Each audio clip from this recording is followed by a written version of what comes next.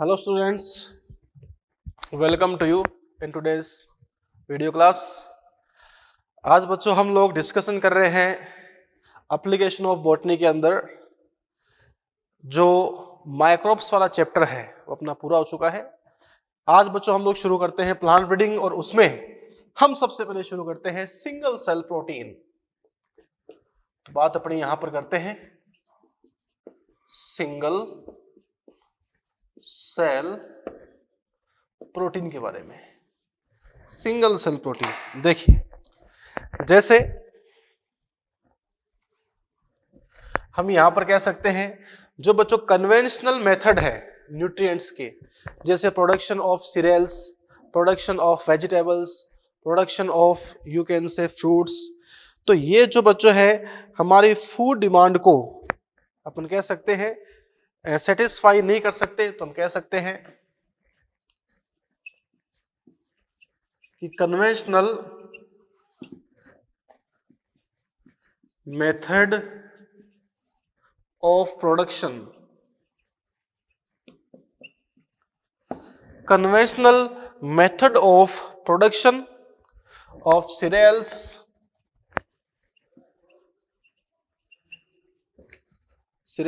Vegetables, ठीक है बच्चों, सीरियल्स है, वेजिटेबल्स है, फ्रूट्स है,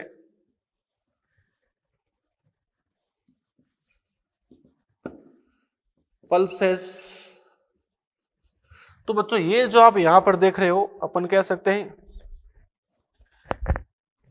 जो कन्वेंशनल मेथड है, हम लोग जो बच्चों खेती वगैरह करते हैं, जो कन्वेंशनल मेथड है कि साहब सीरियल का प्रोडक्शन करके, वेजिटेबल का प्रोडक्शन करके, फ्रूट्स का प्रोडक्शन करके, पल्सेस का प्रोडक्शन करके, जो अपन यहाँ बच्चों कह सकते हैं, या फिर जो आप कह सकते हो मीट है, इनका प्रोडक्शन करके जो बच्चों फूड डिमांड है, जो फूड डिमांड ऑफ पॉपुलेशन है, उसको हम लोग बच्चों पूरा नहीं कर सकते। तो इंडिया में या बच्चों मैं कहूँ वर्ल्ड वाइड जो पॉपुलेशन है, उस पॉपुलेशन की जो फूड डिमांड है वो आप कन्वेंशनल ट्रेडिशनल तरीके से सीरियल से, पल्सेस से, वेजिटेबल से, फ्रूट से, मीट से उनकी जो फूड की डिमांड है वो बच्चों पूरी नहीं कर सकते। क्यों नहीं कर सकते? क्योंकि बच्चों पॉपुलेशन बहुत ज्यादा है और कन्वेंशनल मेथड जो है, conventional method is not capable for fulfil the demand of population of food. ठीक है, तो बच्चों फिर हम लोग क्या करते हैं, फिर हम लोग जो है माइक्रोब्स का यूज करते हैं। जो माइक्रोब्स होते हैं, जो माइक्रो ऑर्गेनिजम्स होते हैं, को हम लोग बच्चों उनका यूज करते हैं ताकि जो फूड की डिमांड है हम उसे पूरा कर सके।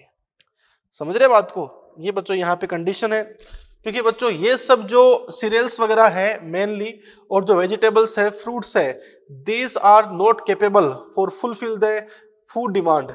ठीक है, और बच्चों हम लोग यहाँ पर ऐसे भी कह सकते हैं कि जो ह्यूमन है, ये बच्चों ह्यूमन जो है अब आपको पता है धीरे धीरे शिफ्ट होते जा रहे हैं वेजिटेरियन से नॉन वेजिटेरियन की तरफ। जो ह्यूमन है, पहले बच्चों क्या था कि जो ह्यूमन है ज्यादा वेजिटेरियन थे, अब लगातार जो ह्यूमन है वो वेजिटेरियन से नॉन वेजिटेरियन की तरफ शिफ्ट होते जा रहे हैं, जैसे कि आपको पता है। अच्छा, दूसरी बात, अगर वो नॉनवेज का यूज करते हैं तो बच्चों 1 किलो 1 kg मीट के प्रोडक्शन के लिए उनको 3 to 10 kg सीरियल्स की जरूरत पड़ती है। जैसे मान लो बच्चों अगर आपको 1 किलो मांस 1 kg मीट का प्रोडक्शन करना है, तो 1 kg मीट का प्रोडक्शन तब हो पाएगा जब वो पशु, जब वो एनिमल 3 to 10 kg सीरियल्स को आप कैसे तो यूटिलाइज करेगा, उसको खाएगा। तो 3 से 10 किलो अनाज सीरियल्स को खाकर वो जो बच्चों एनिमल होता है 1 kg मीट का फॉर्मेशन करता है। तो देखो बच्चों, वैसे ही हम कह सकते हैं पॉपुलेशन बहुत ज्यादा थी जिससे कन्वेंशनल मेथड फुलफिल नहीं कर पा रही थी, और बच्चों ऊपर से ह्यूमन जो है वो आप कह सकते हो वेजिटेरियन से नॉन वेजिटेरियन की तरफ शिफ्ट हो गए, तो बच्चों वैसे अब इनकी कमी हो गई, तो बच्चों ह्यूमन जो है वो डिपेंड किस पे हो गया, माइक्रोब्स पे हो गया। जैसे अपन कह सकते हैं माइक्रोब्स, जैसे स्पाइरुलिना, स्पाइरुलिना ये बच्चों ऐसा आप कह सकते हो यूनिसेलुलर, ये है यूनिसेलुलर एल्गी। और बच्चों ये जो है इसमें न्यूट्रिएंट्स की कंसंट्रेशन बहुत ज्यादा होती है, इसमें न्यूट्रिएंट्स की जो अवेलेबिलिटी है वो बहुत ज्यादा है बच्चों। इसमें प्रोटीन रिच अमाउंट में होता है, इसके अलावा कार्बोहाइड्रेट्स ये भी बच्चों यहाँ पे रिच अमाउंट में होता है, फैट रिच अमाउंट में है, विटामिन्स, मिनरल्स, ये सब जो है वो बच्चों क्या होते हैं, काफी रिच अमाउंट में होते हैं, किसमें, स्पाइरुलिना के अंदर।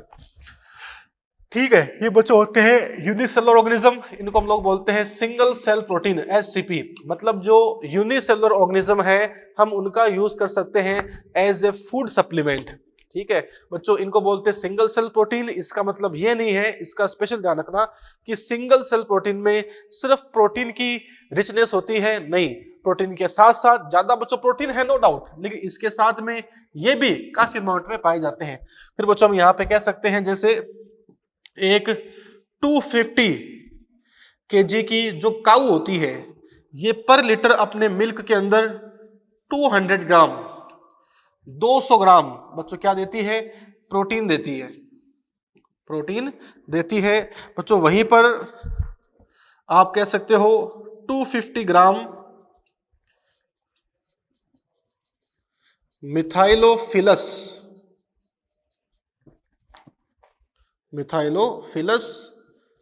मिथाइलोट्रोपस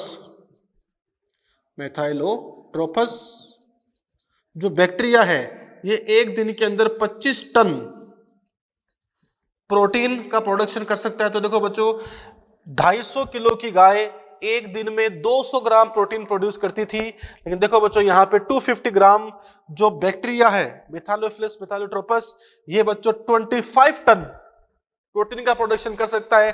तो हम कह सकते हैं कि बच्चों इस तरीके से जो इंक्रीज्ड पॉपुलेशन इंडिया की है, जो बढ़ रही पॉपुलेशन है, इंक्रीजिंग पॉपुलेशन है, उसको फुलफिल करने के लिए, उसकी फूड की जो डिमांड है उसको फुलफिल करने के लिए हमको शिफ्ट होना पड़ता है माइक्रोब्स के ऊपर। इन्हें बच्चों बोलते हैं सिंगल सेल प्रोटीन। और सिंगल सेल प्रोटीन का फॉर्मेशन जिन माइक्रो ऑर्गेनिज्म से होता है आप उन्हें बच्चों कहीं भी उगा सकते हो, कहीं भी आप उन्हें ग्रो कर सकते हो। जैसे हम यहाँ पे देखें कंडीशन, तो हम इजीली कह सकते हैं कि साहब हम उसको ग्रो करा सकते हैं कहां पर, जो पोटैटो प्रोसेसिंग होता है जहां स्टार्च वगैरह पाई जाती है वहां ग्रो करा सकते हैं। जो एनिमल का डंग होता है, गोबर वगैरह होता है, वहां करा सकते हो। जो मोलासिस होता है वहां पे आप ग्रो करा सकते हो। इजीली आप इन्हें कहीं भी ग्रो करा सकते हो, कहीं कोई दिक्कत नहीं है। और बच्चों इनमें जो फूड की आप कह सकते हो अवेलेबिलिटी होती है वो काफी रिचनेस होती है। इनमें सबसे ज्यादा जो रिचनेस है वो किसकी होती है, प्रोटीन की होती है। इसके अलावा यहाँ पे और भी सबस्टांस पाए जाते हैं। ये बच्चों अपने पास में है सिंगल सेल प्रोटीन। नेक्स्ट बात करते हैं प्लांट ब्रीडिंग के बारे में।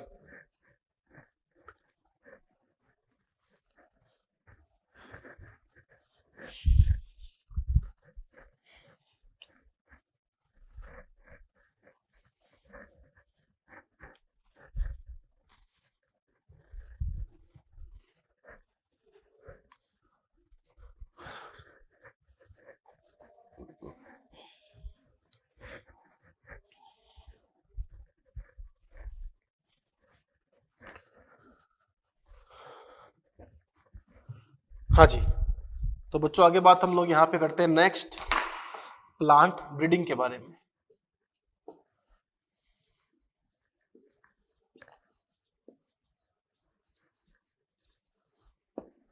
प्लांट ब्रीडिंग देखिए बच्चों, प्लांट ब्रीडिंग का मतलब क्या है, तो हम यहाँ पे कह सकते हैं कि जो बच्चों प्लांट ब्रीडिंग है ये कोई नई टेक्निक नहीं है, it is not a new technique. हम बच्चों यहाँ पे कह सकते हैं कि ये बच्चों एक प्रोसेस है,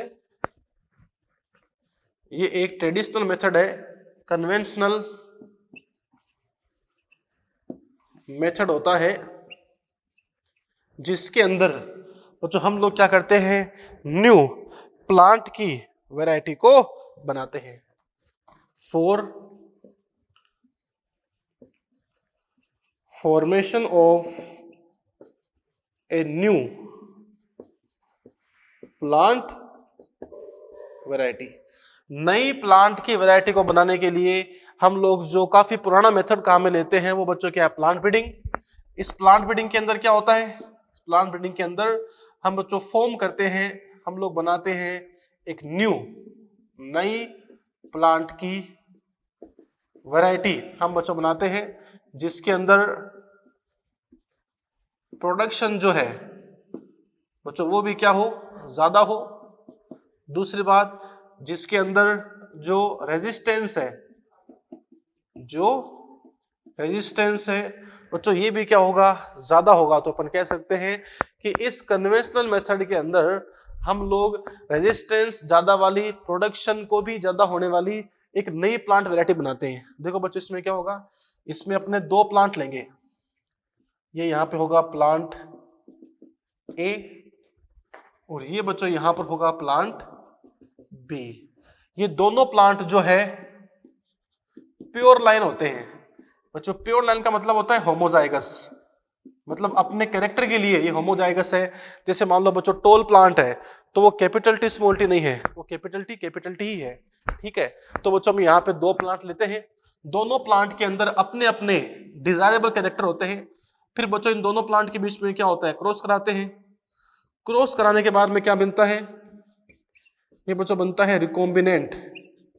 ये क्या है, रिकॉम्बिनेंट प्लांट। तो अपन कह सकते हैं कि यहां पर जो अपने पास में कंडीशन है प्लांट ब्रीडिंग की, प्लांट ब्रीडिंग के अंदर हम दो डिजायरेबल प्लांट, जो दो बढ़िया क्वालिटी के प्लांट होते हैं, जो दो बढ़िया वैरायटी के प्लांट होते हैं बच्चों, उनके बीच में क्रॉस कराते हैं, जिससे बनता है एक रिकॉम्बिनेंट प्लांट, ठीक है। ये जो बच्चों रिकॉम्बिनेंट प्लांट है ये यहाँ पर एक न्यू वैरायटी होती है। न्यू बच्चों क्या है, वैरायटी है। तो इस तरीके से प्योर लाइन प्लांट्स के बीच में क्रॉस करा के, उनके बीच बच्चों क्या करा के, क्रॉस कराकर एक न्यू वैरायटी को क्रिएट करना, ये बच्चों प्लांट ब्रीडिंग है। बच्चों प्लांट ब्रीडिंग जो है कोई नई टेक्निक नहीं है, काफी पुरानी टेक्निक है। 9000 से 11000 साल पहले भी लोग इस मेथड का यूज करते थे, किसका, प्लांट ब्रीडिंग का। समझ रहे बात को। अब बच्चों प्लांट ब्रीडिंग जो है वो कई स्टेप्स में पूरी होती है। वो स्टेप्स कौन से हैं, आइए करते हैं स्टेप्स के बारे में डिस्कशन।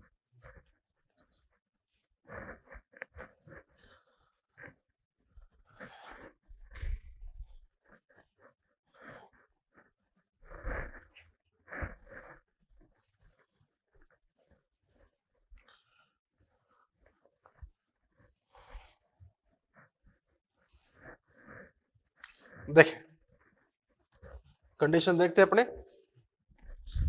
इसमें।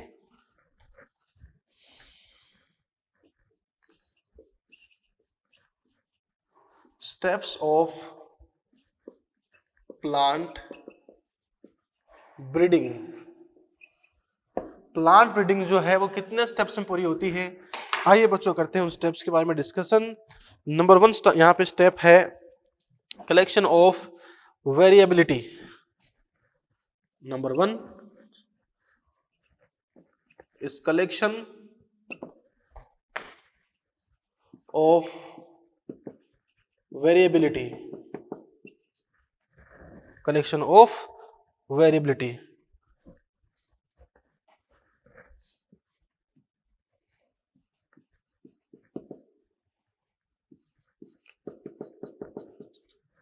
देखिए बच्चों प्लांट ब्रीडिंग के अंदर जो थीम है वो तो आप समझ चुके हो कि दो गुड प्लांट वैरायटी के बीच में हम क्रॉस करा के बेटर प्लांट वैरायटी प्रोड्यूस करते हैं। लेकिन बच्चों ये जो प्रोसेस है वो इतनी इजी नहीं है, वो काफी स्टेप्स में पूरी होती है। बच्चों ये जो यहाँ पे स्टेप्स है इनमें पहला स्टेप यहाँ पे है collection of variability, collection of variability. देखिए सबसे पहले बच्चों यहां पर क्या होगा, जैसे आपको जो भी प्लांट की नई वैरायटी बनानी है तो बच्चों उस प्लांट की पुरानी वैरायटी जो पहले से अवेलेबल है हम सबसे पहले उनका कलेक्शन करते हैं। फॉर एग्जांपल जैसे मान लो बच्चों आपको जो है पी प्लांट की, मटर पी प्लांट की वैरायटी प्रोड्यूस करनी है, तो पी प्लांट की वैरायटी बनाने के लिए अब तक जितनी वैरायटी अवेलेबल है पी प्लांट की, हम बच्चों सबसे पहले उन सारी वैरायटी को कलेक्ट करते हैं। जैसे सपोज मान लेते हैं कि पी प्लांट की अपने पास में 50 वैरायटीज है, टोटल अवेलेबल है, ठीक है। तो हम लोग बच्चों क्या करते हैं, जो 50 प्लांट वैरायटी ऑफ पी है उनका एक साथ कलेक्शन करते हैं, उनको एक साथ रख देते हैं। समझ रहे बात को? तो कहने का मतलब यहां पर क्या है, सबसे पहले हम लोग क्या करते हैं, कलेक्शन करते हैं किसका, प्लांट की वैरायटीज का, कलेक्शन करते हैं बच्चों प्लांट की वैरायटीज का। और प्लांट की वैरायटी का कलेक्शन करने का मतलब क्या है, जैसे आपने एक प्लांट लिया, ये फर्स्ट वैरायटी है, ये second variety, third variety, fourth variety, 50 variety, just example. तो अब इस प्लांट की वैरायटी में कौन से जीन्स है, इन प्लांट की वैरायटी में कौन से एलिल्स है। मान लो बच्चों यहां पे टोल करने वाला जीन है, तो इस टोल करने वाले जीन का एलिल क्या है, कैपिटल टी है, कैपिटल टी स्मॉल टी है, क्या है। तो बच्चों इस प्रकार से हम कह सकते हैं, इस तरीके से हम कह सकते हैं कि सबसे पहले हम जितने भी जो प्लांट की वैरायटीज अवेलेबल है उनका कलेक्शन करते हैं और उनका जो जर्म प्लाज्म है उनका कलेक्शन करते हैं। प्लांट वैरायटी के अंदर जो जर्म प्लाज्म होता है, हम बच्चों जर्म प्लाज्म का कलेक्शन करते हैं। What is germ plasm collection, जो भी प्लांट वैरायटी है आपके पास, कोई भी जो प्लांट की वैरायटी है उसमें हम कलेक्शन करते हैं। प्यारे बच्चों, जो भी प्लांट की वैरायटी है हम प्लांट वैरायटी के अंदर कलेक्शन करते हैं उस वैरायटी में पाए जाने वाले सभी जीन्स का, या आप कह सकते हो एलिल्स का। एक ही बात है, जीन्स में एलिल्स होते हैं। तो अपने को पता है, जैसे मान लो बच्चों आपने यहाँ पे 1 2 3 4 5 प्लांट की वैरायटी, तो इस वैरायटी में कौन से जीन्स है, इस वैरायटी में कौन से जीन्स है, इसमें कौन से जीन है, कौन से जीन है, कौन से जीन है। इस तरीके से बच्चों हम न सिर्फ प्लांट की वैरायटी को अपने पास रखते हैं, उनमें जो जीन्स का जो इंडेक्स है, इनमें कौन से जीन्स है, हम बच्चों उनका कलेक्शन करते हैं, बोले तो जर्म प्लाज्म का कलेक्शन करते हैं। समझ रहे बात को? ये बच्चों यहाँ पे हो गया फर्स्ट स्टेप। उसके बाद में सेकंड स्टेप हम बच्चों यहाँ पे करते हैं इवेल्युएशन। नंबर सेकंड यहाँ पे होगा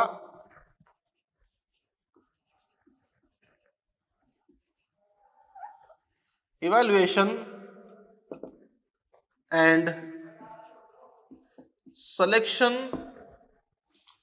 of parents.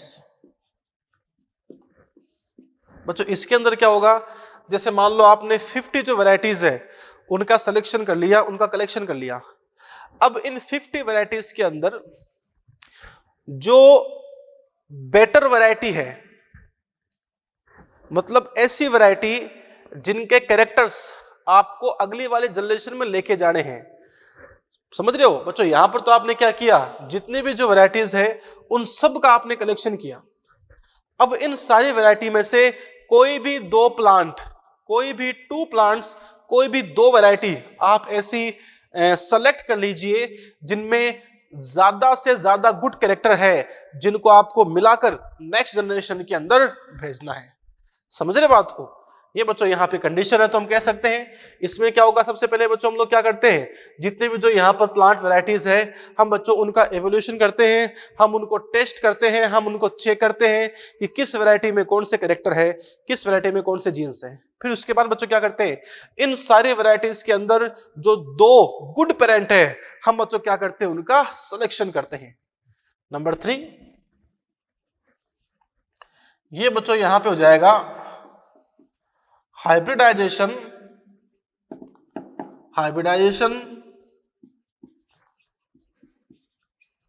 Of selected parents. जो बच्चों सेलेक्टेड पेरेंट्स है, जो बच्चों यहां पर सेलेक्टेड पेरेंट्स है, इन सेलेक्टेड पेरेंट्स के बीच में हम लोग बच्चों क्या कराते हैं, इन सेलेक्टेड पेरेंट्स के बीच में हम लोग बच्चों कराते हैं हाइब्रिडाइजेशन। ठीक है। अब बच्चों हाइब्रिडाइजेशन कैसे होगा, सीधी सी बात है, एक तो आपके पास होगा पेरेंट फर्स्ट, एक बच्चों यहां पर क्या होगा पेरेंट सेकंड होगा दोनों बच्चों पेरेंट जो है होने चाहिए प्योर लाइन। प्योर लाइन का मतलब बच्चों ये है कि वो अपने हर कैरेक्टर के लिए कैसे हो, होमोजाइगस हो, ताकि जो कैरेक्टर है वो हाइब्रिडाइजेशन के बाद में चेंज नहीं हो, कैरेक्टर वैसा का वैसा रहे। तो बच्चों आपने दोनों प्योर लाइन के पेरेंट सेलेक्ट कर लिए। अब एक पेरेंट के जो पोलन ग्रेन्स है वो लेते हैं और बच्चों हम उनको डाल देते हैं दूसरे पेरेंट के स्टिग्मा के ऊपर, और फिर जो बच्चों पोलन ग्रेन है उससे क्या निकलती है, पोलन ट्यूब निकलती है, और बच्चों उनके बीच में क्या हो जाएगा, हाइब्रिडाइजेशन हो जाएगा। नेक्स्ट नंबर 4, हाइब्रिडाइजेशन होने के बाद में जब आपने उस प्लांट के अंदर बच्चों बहुत सारे पोलन ग्रेन्स छिड़क दिए, पोलन ग्रेन्स डाल दिए, तो बच्चों अब यहाँ पे हाइब्रिड बनेंगे। लेकिन बच्चों वो हाइब्रिड जिनमें सबसे ज्यादा एडवांस कैरेक्टर है, आपको पहले उसको छांटना पड़ेगा। तो हम क्या कर देंगे यहां पर, सिलेक्शन ऑफ डिजायर हाइब्रिड। हम बच्चों यहां पे क्या करते हैं, जो बढ़िया हाइब्रिड, जो बढ़िया सीड है, हम उसका बच्चों क्या करते हैं, सिलेक्शन करते हैं। ये बच्चों वो हाइब्रिड होगा जिसमें कोई भी आप कह सकते हो बैड कैरेक्टर नहीं पाया जाएगा। समझ रहे बात को, आगे बात करते हैं। नेक्स्ट बच्चों नंबर 5 यहां पे होगा टेस्टिंग, रिलीज एंड कॉमर्शियलाइजेशन। बच्चों अब यहां पर क्या होगा, जो हाइब्रिड आपने सेलेक्ट किया है कि साहब ये ऐसा हाइब्रिड है जिसमें कंप्लीटली दोनों पेरेंट के गुड कैरेक्टर आए हैं, बच्चों ये भी होगा कि कुछ हाइब्रिड ऐसे होंगे जिनमें दोनों पेरेंट के गुड कैरेक्टर नहीं आएंगे, बल्कि उनका जो रिसेसिव फॉर्म है, उनका जो बैड कैरेक्टर है वो आ जाए। तो आपको वहां पर वो हाइब्रिड का सिलेक्शन करना पड़ेगा जिनमें दोनों पेरेंट के गुड कैरेक्टर आए।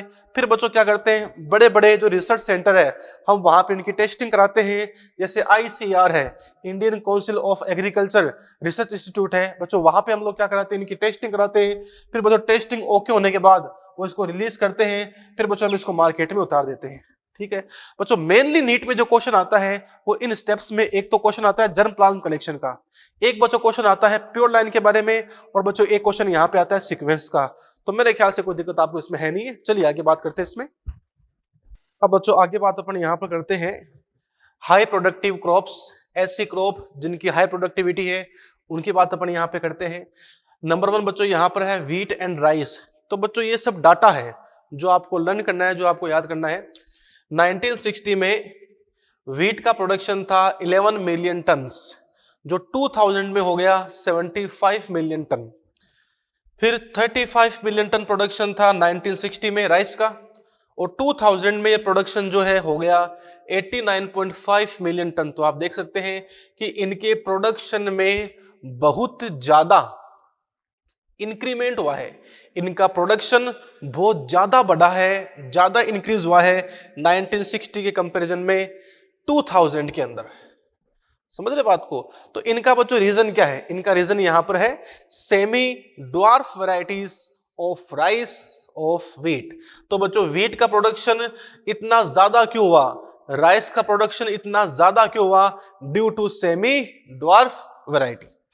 फिर हम कह सकते हैं international centre for wheat and maize Mexico के अंदर नोबेल प्राइज्ड विजेता ई बोरलॉग ने बच्चों क्या किया, व्हीट की सेमी ड्वार्फ वैरायटी का फॉर्मेशन किया।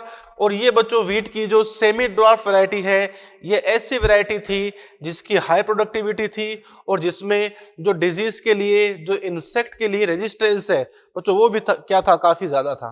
ठीक है, तो आपको याद करना है कि international centre for wheat and मेज जो मैक्सिको के अंदर है, इसके अंदर नोबेल प्राइज ई बोरलॉग जो है, इन्होंने सोनालिका एंड कल्याण सोना, ये दो बच्चों वैरायटी की अगर आप कंडीशन देखें तो दोनों वैरायटी किसकी है, ये सेमी ड्वार्फ वैरायटी के एग्जांपल है। ये व्हीट की सेमी ड्वार्फ वैरायटी है बच्चों, इनके अंदर प्रोडक्टिविटी भी क्या है, ज्यादा है, रेजिस्टेंस भी क्या है, ज्यादा है। इसी तरीके से semi dwarf variety of rice, चावल की जो सेमी ड्वार्फ वैरायटी है वो है जया एंड रत्ना। और बच्चों यहाँ पे चावल की जो सेमी ड्वार्फ वैरायटी बनाई गई थी वो बनाई गई थी फ्रॉम IR 8 ये फिलीपींस में है। थाईचुंग नेटिव फर्स्ट ये ताइवान में है। ठीक है बच्चों, IR8 के यहाँ पर क्या है, अगर आप कंडीशन देखें तो IR8 एक वैरायटी है राइस की। थाईचुंग नेटिव फर्स्ट बच्चों ये भी क्या है, एक वैरायटी है राइस की। राइस की इन दोनों वैरायटी से, इनमें क्रॉस करा के प्लांट ब्रीडिंग से बनाई गई सेमी ड्वार्फ वैरायटी। ठीक है, ये बच्चों यहाँ पे IR है, इंटरनेशनल राइस रिसर्च इंस्टीट्यूट जो है उसने बनाया था IR8 को, तो नाम दे दिया IR8। ठीक है, यहाँ IR का मतलब क्या होता है, IR का मतलब होता है इंटरनेशनल राइस रिसर्च इंस्टीट्यूट ने इसको बनाया था। तो बच्चों ये सब कुछ डाटा है जो आपको लर्न करने हैं, जो आपको याद करने हैं। ठीक है, अब इसके बाद बच्चों हम बात करते हैं ग्रीन रेवोल्यूशन की, हरित क्रांति की। ग्रीन रिवॉल्यूशन बच्चों याद रखना, ग्रीन रिवॉल्यूशन जो है इसको हरित क्रांति बोलते हैं। इस ग्रीन रिवॉल्यूशन से इंडिया के अंदर जो प्रोडक्शन है, ये प्रोडक्शन काफी ज्यादा बढ़ा। मतलब ग्रीन रिवॉल्यूशन का जो टास्क था, ग्रीन रिवॉल्यूशन का जो टारगेट था वो क्या था, वो बच्चों ये था कि जो प्रोडक्टिविटी है उस प्रोडक्टिविटी को बढ़ाया जा सके। समझ रहे बात को, ये बच्चों यहाँ पे कंडीशन है। ग्रीन रिवॉल्यूशन का टारगेट था इंडिया में प्रोडक्शन को बढ़ाए, और स्टार्ट हुई थी 1960 में। 1960 में इसको स्टार्ट किया गया था ग्रीन रिवॉल्यूशन को। ये बच्चों मेनली हुई थी पंजाब के अंदर, इसके अलावा जो उत्तर प्रदेश है बच्चों वहां पर भी ये काफी ज्यादा एक्टिव थी। तो पंजाब के अंदर, यूपी के अंदर, और जो हरियाणा है यहां पर ग्रीन रिवॉल्यूशन को मेनली डोमिनेट किया गया था, क्योंकि बच्चों ये ऐसे एरिया है, ये ऐसे स्टेट है जहां पे इंडिया में प्रोडक्शन बहुत हाई था। तो यहां पर पहले से प्रोडक्शन हाई था, और ग्रीन रिवॉल्यूशन की हेल्प से यहां जो प्रोडक्शन है उसको काफी ज्यादा हाई कर दिया गया था। ठीक है बच्चों, यहां पे हम कह सकते हैं प्रोफेसर ई बोरलॉग, ये है फाउंडर ऑफ ग्रीन रिवॉल्यूशन, ये हरित क्रांति के संस्थापक है, फाउंडर ऑफ ग्रीन रिवॉल्यूशन है। इसके अलावा डॉक्टर MS स्वामीनाथन, ये बच्चों है founder of Indian green revolution. Bharat में हरित क्रांति के जनक कौन है, स्वामीनाथन, जो इंपॉर्टेंट है। तो बारलो क्या है, ग्रीन रिवॉल्यूशन जो है उसके फाउंडर है, और इंडिया में जो ग्रीन रिवॉल्यूशन है उसके बच्चों फाउंडर संस्थापक कौन है, स्वामीनाथन है। ये बच्चों यहाँ पे कंडीशन है। इनका एक ही टारगेट था कि साहब जो प्रोडक्शन है इस प्रोडक्शन को इंक्रीज किया जाए। समझ रहे बात को, ये बच्चों यहाँ पे कंडीशन है। अब बात करते हैं हम शुगर केन के बारे में। ये तो बच्चों बात थी व्हीट एंड राइस के बारे में।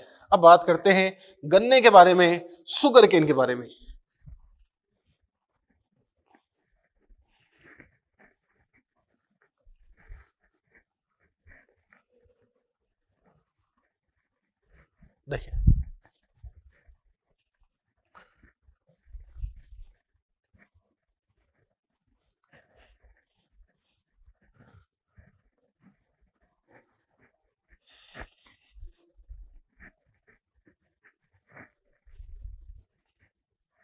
देखिए गन्ने की बात अपन यहां पर करें। Now we will discuss about sugar can.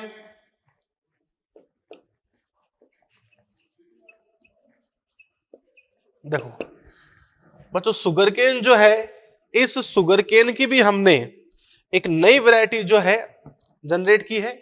जैसे अगर आप कंडीशन देखो, सबसे पहले इन नॉर्थ इंडिया,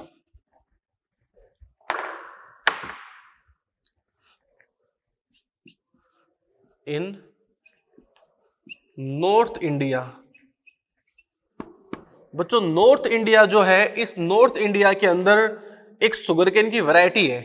इस बच्चों वैरायटी को हम लोग बोलते हैं सेकेरम बारबेरी। सेकेरम बारबेरी, ये बच्चों यहां पर क्या है, ये सेकेरम बारबेरी जो है नॉर्थ इंडिया के अंदर शुगर केन की, गन्ने की वैरायटी है। याद रखना बच्चों, इसका जो स्टेम है, इसका जो स्टेम है, इसका जो तना है, स्टेम है, ये काफी थिन है, काफी पतला है। और बच्चों शुगर केन जो है, इसमें प्रोडक्शन कहां से होता है? स्टेम से होता है, वहीं से जूस निकलता है। तो इसका स्टेम थिन था, इसका मतलब इसकी जो प्रोडक्टिविटी थी, इसकी जो प्रोडक्टिविटी थी वो बच्चों क्या थी? काफी कम थी, काफी लेस थी। इसके बाद में हम आगे बात करें साउथ इंडिया की, तो in South India, dear students, South India के अंदर जो शुगर केन की वैरायटी थी उसका नाम था सेकेरम ऑफिसिनेरम। तो सेकेरम ऑफिसिनेरम ये वैरायटी है शुगर केन की साउथ इंडिया के अंदर। इसका जो स्टेम है वो काफी थिक था, काफी मोटा था। सो इसकी जो प्रोडक्टिविटी थी, ये बच्चों प्रोडक्टिविटी भी क्या थी? काफी ज्यादा थी, मोर थी। तो हम कह सकते हैं कि साहब जो इंपोर्टेड शुगर केन है, जो बेनिफिशियल, जो बढ़िया क्वालिटी का शुगर केन है, वो नॉर्थ इंडिया में नहीं था, बल्कि जो बढ़िया क्वालिटी का शुगर केन है वो कहां पर था? साउथ इंडिया में था। फिर हमने क्या किया? सबसे पहले तो साउथ इंडिया का जो शुगर केन है उसको लेके आ गए नॉर्थ इंडिया में। और जब साउथ इंडिया के शुगर केन को नॉर्थ इंडिया में उगाया तो हमने ये देखा कि जो साउथ इंडिया का शुगर केन है वो नॉर्थ इंडिया में ग्रो नहीं हो पाया, क्योंकि बच्चों वहां का अलग क्लाइमेट था और यहाँ का अलग क्लाइमेट था। फिर हम लोगों ने बच्चों क्या किया? दोनों के बीच में क्रॉस कराया। मतलब क्या कराया? प्लांट ब्रीडिंग कराई। एक के पोलन ग्रेन ले लिए और बच्चों एक के हमने क्या ले लिए? हम कह सकते हैं स्टिग्मा पे डाल दिए। तो जब दोनों के बीच में क्रॉस हुआ तो यहां पर न्यू जो वैरायटी है इसका प्रोडक्शन हुआ। ये ऐसी वैरायटी थी जिसका जो स्टेम था ये काफी थिक था, इसकी जो प्रोडक्टिविटी थी ये प्रोडक्टिविटी भी ज्यादा थी, और ये जो है वो ग्रो हो पाया कहां पर? नॉर्थ इंडिया के अंदर। तो देखो बच्चों, हम कह सकते हैं इस तरीके से जो शुगर केन है, इस शुगर केन के अंदर हमने एक ऐसी वैरायटी को डेवलप किया जो नॉर्थ इंडिया में बच्चों एग्जिस्ट कर पाए, और इसमें सारे कैरेक्टर कौन से थे? बेनिफिशियल कैरेक्टर थे। समझ रहे बात को? ये बच्चों यहां पे कंडीशन है। चलिए आगे बात करते हैं इसके बाद में। नेक्स्ट, ये था शुगर केन।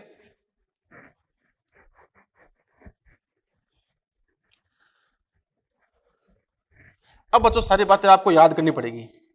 अब कुछ डाटा आ गए जो आपको लर्न करने पड़ेंगे, रटने पड़ेंगे।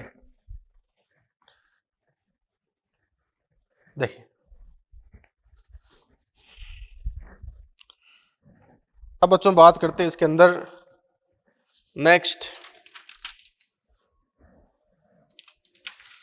मिलेट्स के बारे में।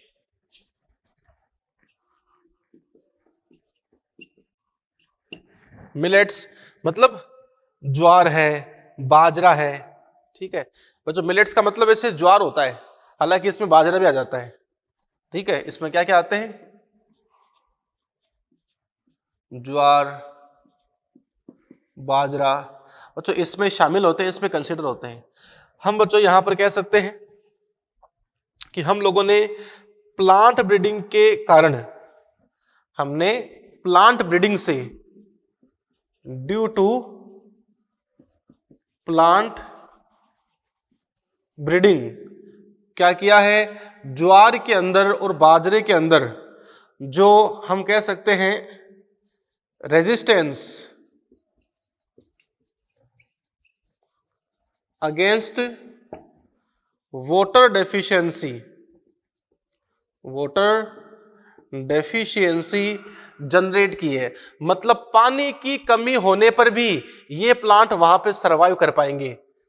बात समझ रहे हैं? तो वाटर की डेफिशिएंसी के लिए बच्चों यहाँ रेजिस्टेंस है। अगर किसी एरिया में पानी की कमी है तो पानी की कमी होने के बावजूद भी ये यहाँ पर ग्रो कर पाएंगे, वृद्धि कर पाएंगे।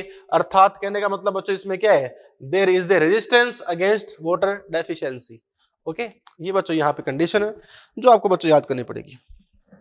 अब बच्चों अपन आगे बात यहाँ पे करते हैं plant breeding for disease resistance. बच्चों हम लोग क्या करते हैं, प्लांट ब्रीडिंग इसलिए भी कराते हैं ताकि जो डिजीज है उस डिजीज के लिए प्लांट में रेजिस्टेंस आ जाए, जिससे प्लांट को नुकसान कम से कम हो। हम बच्चों कह सकते हैं हर साल 20% से 30% जो फसल है, जो क्रॉप है, वो पैथोजन के कारण डिस्ट्रॉय हो जाती है, खत्म हो जाती है।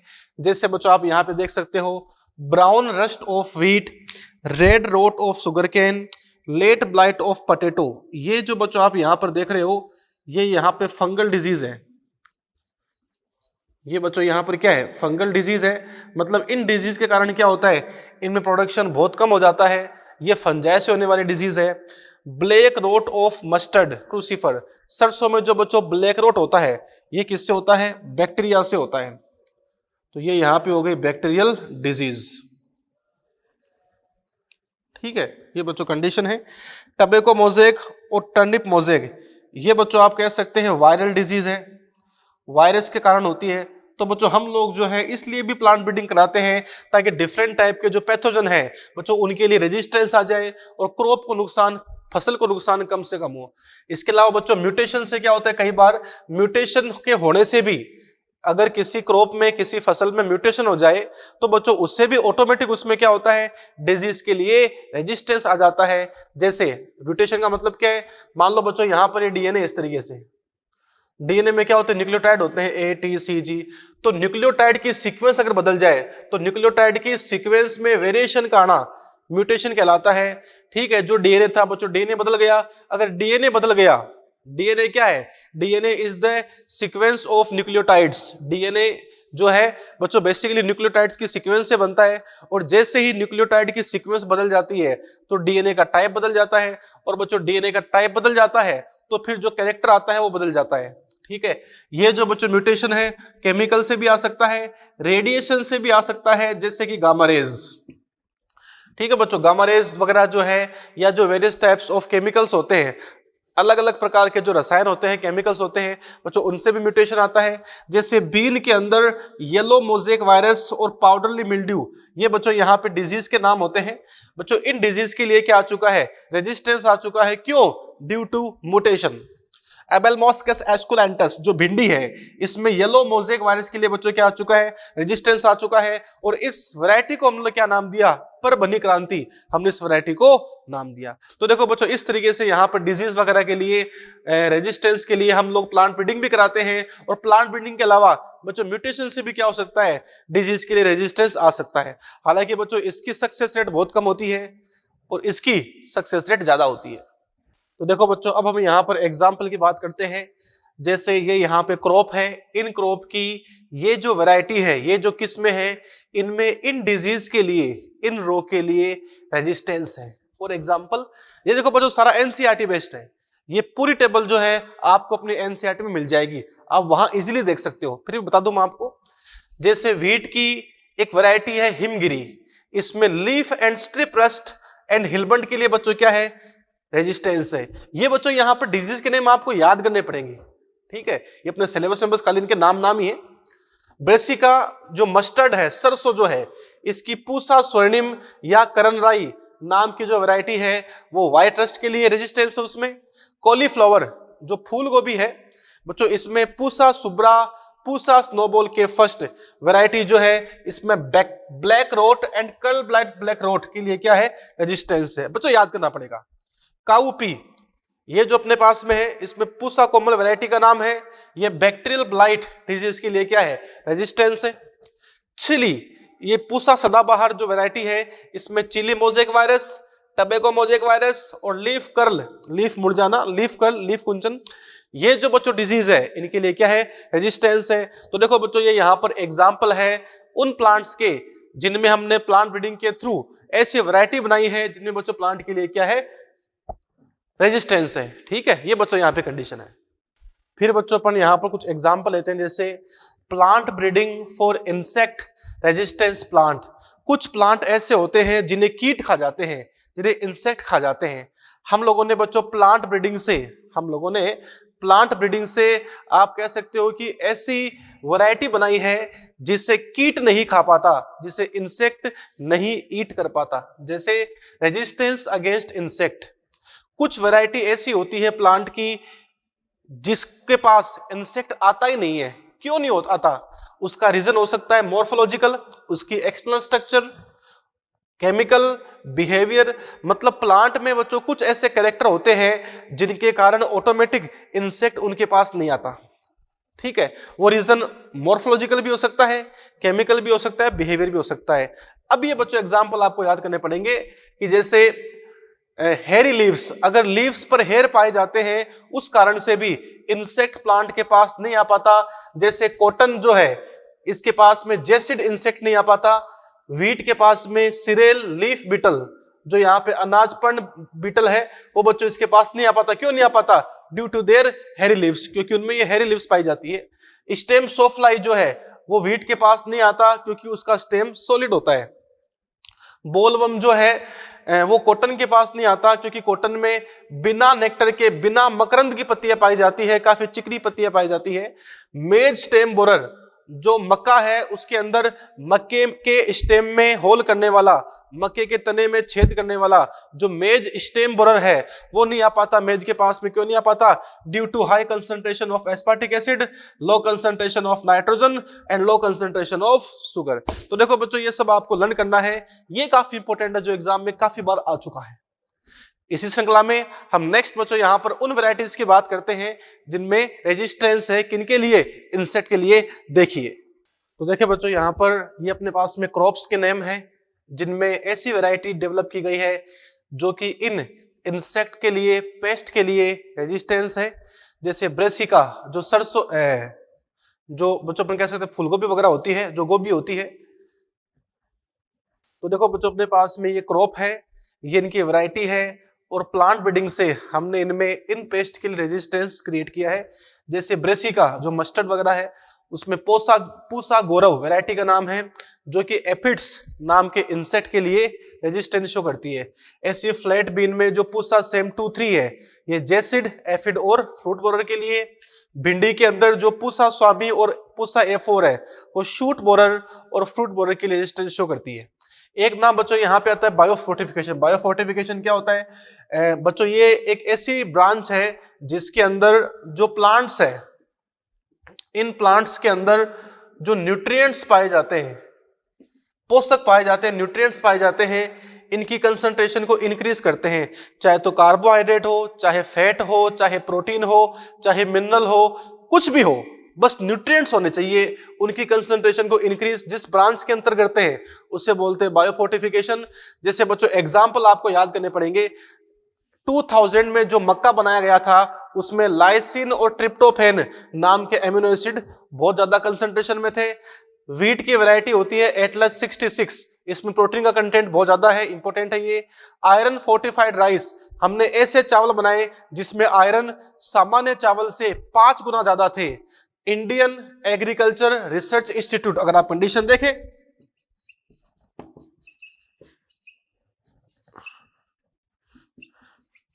Indian agriculture research institute, IARI है जो बच्चों, उसने ऐसे ऐसे प्लांट बनाए जिनमें काफी न्यूट्रिएंट्स ज्यादा थे। जैसे विटामिन A की कंसंट्रेशन बढ़ा दी गई कैरेट में, मतलब गाजर में, स्पिनच पालक में, पंपकिन कद्दू में। विटामिन C की कंसंट्रेशन बढ़ा दी गई बीटर गार्ड के अंदर, बथुए के अंदर, सरसों में, टमाटर के अंदर। पालक और बथुए में आयरन और कैल्शियम बढ़ा दिया गया। इसके बाद बीन्स ब्राउन, लबलब, फ्रेंच और उद्यान मटर, गार्डन पी के अंदर प्रोटीन की कंसंट्रेशन को बढ़ा दिया गया। तो बच्चों बायोफोर्टिफिकेशन के अंदर क्या होता है? जो भी प्लांट की वैरायटी है उसमें जो न्यूट्रिएंट्स वगैरह है उनकी कंसंट्रेशन को बढ़ाया जाता है। ये बच्चों बात अपनी पूरी हुई। Thank you.